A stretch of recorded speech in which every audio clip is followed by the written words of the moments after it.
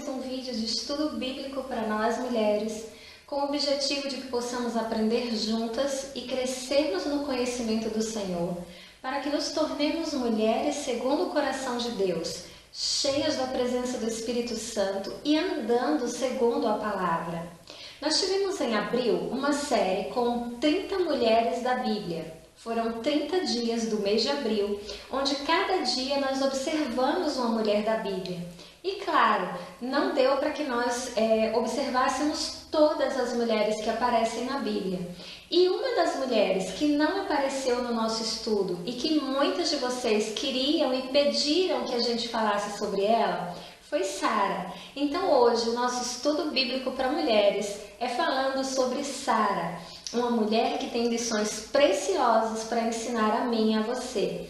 Caso você não tenha acompanhado a nossa série de 30 dias com as mulheres da Bíblia, eu vou deixar marcado nesse cardzinho aqui a playlist, onde você pode acompanhar todos os vídeos, desde o vídeo 1 ao 30º vídeo, todos na sequência em que foram postados.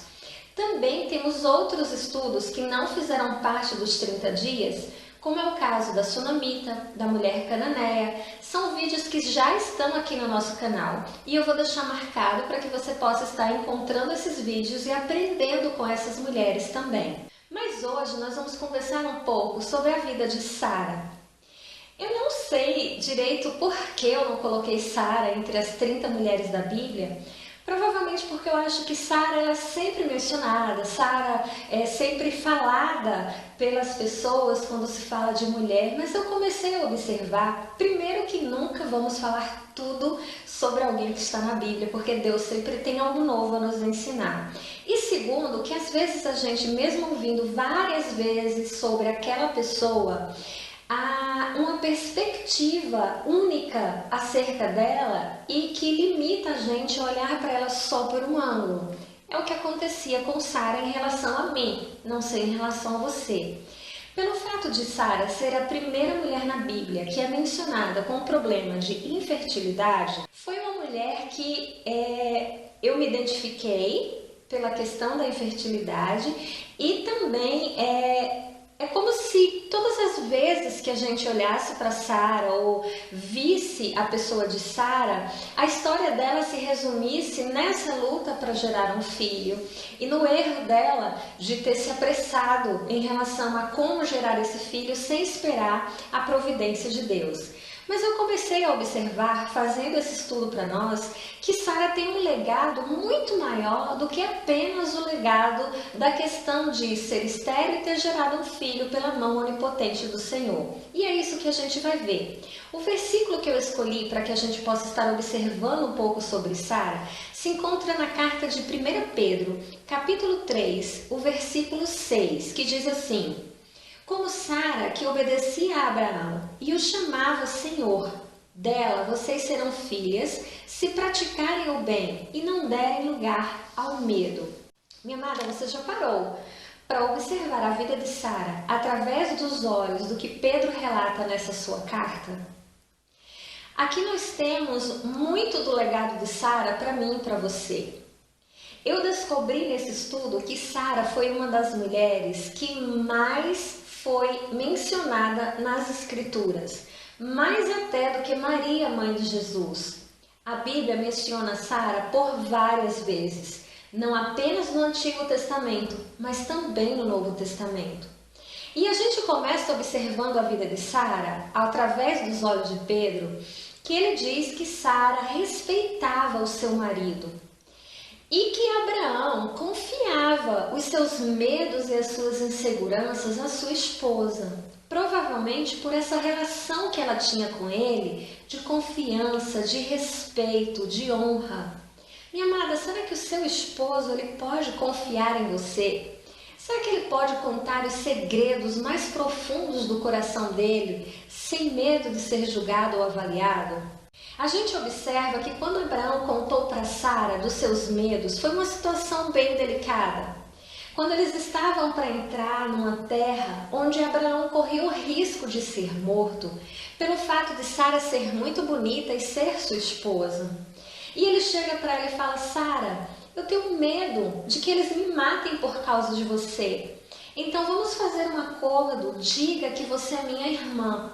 Muita gente fala que Abraão mentiu. Não, Abraão não mentiu. Sara era meia-irmã de Abraão. Mas a situação é a seguinte, Sara concordou com ele por amor, por respeito, e ela mesma se colocou numa situação difícil, minha amada, porque olha só, ela chegar e confirmar essa história seria um risco dela ser tomada como esposa por outra pessoa, e foi o que aconteceu.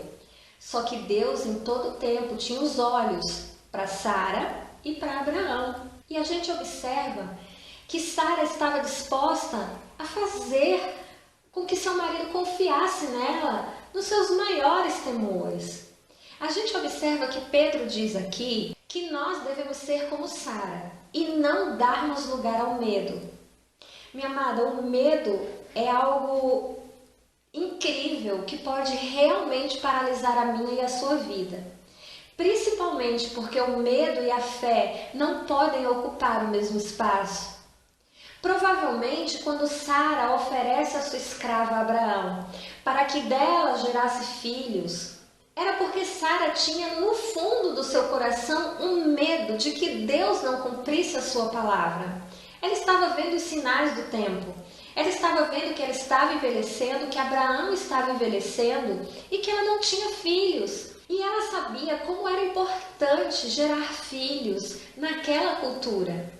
E então Sara, provavelmente movida pelo medo, toma uma atitude precipitada sem o consentimento de Deus.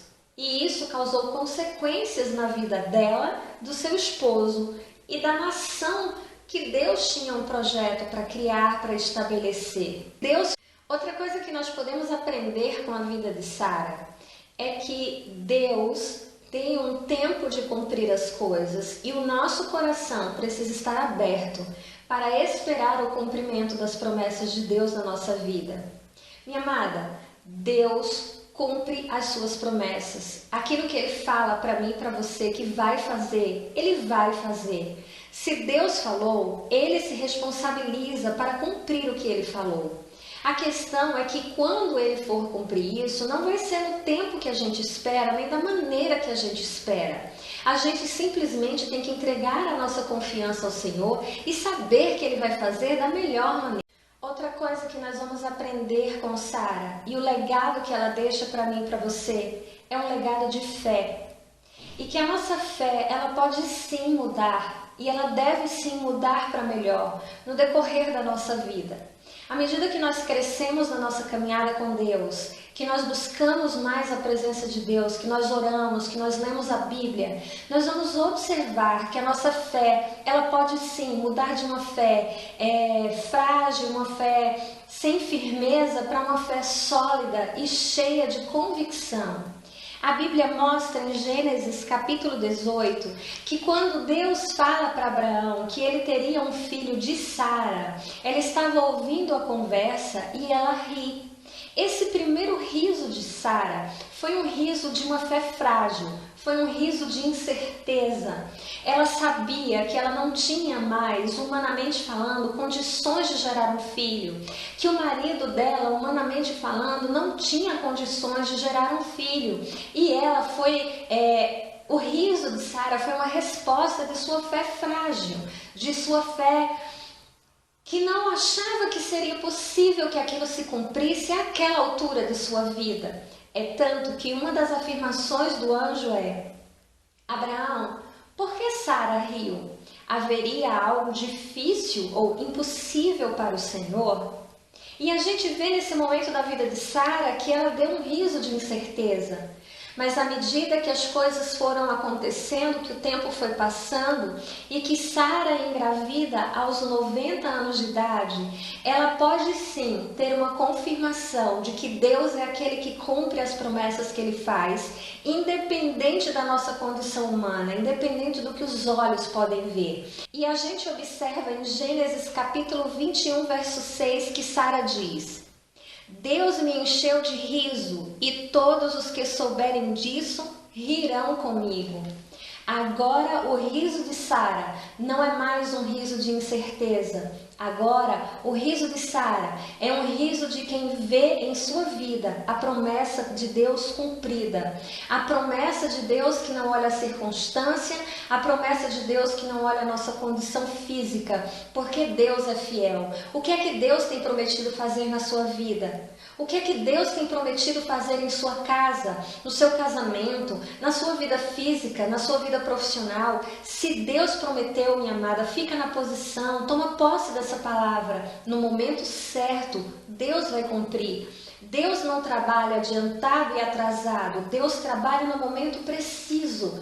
E uma fé amadurecida é uma fé que crê que Deus trabalha e cumpre as suas promessas. Então, minha amada, que nós possamos extrair o máximo dessas lições da vida de Sara. Leia mais sobre Sara, procure as referências. Hebreus coloca Sara na galeria dos heróis da fé. Ela aparece como aquela que recebeu a virtude de gerar um filho. Então temos muito que aprender com essa mulher, temos muito que observar com atenção tudo que a Bíblia fala sobre ela e onde ela é mencionada. Estuda mais um pouquinho sobre Sara, procura as referências onde o nome dela vai ser mencionado para que o Espírito Santo possa estar ministrando também outras coisas ao teu coração. Eu espero muito que esse estudo tenha abençoado você. Não esquece de deixar o teu comentário, dizendo o que você achou desse vídeo, que outra mulher você gostaria que a gente pudesse estar estudando juntas. Se tem um outro formato de estudo que você gostaria de ver aqui no canal, me conte aqui nos comentários que eu fico muito feliz de ler o teu comentário e ter essa interação com vocês. Não esqueça de passar em nosso blog, conferir as matérias de segunda a sexta que estão por lá. E assim a gente se tornar cada vez mais mulheres segundo o coração de Deus. Que a paz do Senhor esteja no seu coração. Fica com Deus e nos vemos no próximo vídeo. Tchau!